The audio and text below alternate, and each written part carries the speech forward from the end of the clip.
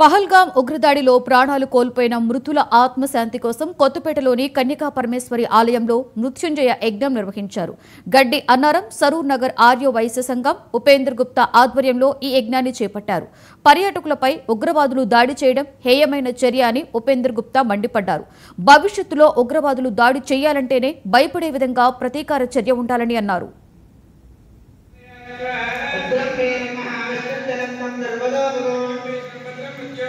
ఈరోజు లోక కళ్యాణార్థం, దేశ రక్షణార్థం, సైనికుల మనోధైర్యార్థం, దేశ అభివృద్ధ్యార్థం, మరి శత్రు దేశ వినాశనార్థం ఈ కార్యక్రమాన్ని పొద్దున ఉదయం నుంచి 7 గంటల నుంచి ఇప్పుడు 3 గంటల వరకు శ్రీ శ్రీ శ్రీ నాగరాజ స్వామి గారి ఆధ్వర్యంలో మన సుదర్శన యంత్ర మంత్ర హోమము మరియు లక్ష్మీనరసింహ హోమము మరియు శత్రు వినాశన హోమము మరియు మృత్యుంజయ హోమము దిగ్విజయంగా వేద మంత్రముల చేత అత్యంత శాస్త్రోక్తంగా సనాతన ధర్మ పద్ధతులతోటి దేశ రక్షణ కోసం చేయడం జరిగింది.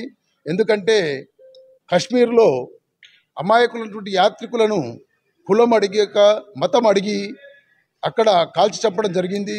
అదేవిధంగా పాకిస్తాన్ కవ్వింపు చర్యలు కానీ మరియు బంగ్లాదేశ్ కానీ ఇతర శత్రు దేశాలు కానీ మన దేశాన్ని సనాతనంగా దుర్మార్గంగా దౌర్జన్యంగా కూలదోస్తూ మనని ఒక అణచివేత కార్యక్రమాన్ని చేపడుతున్నారు.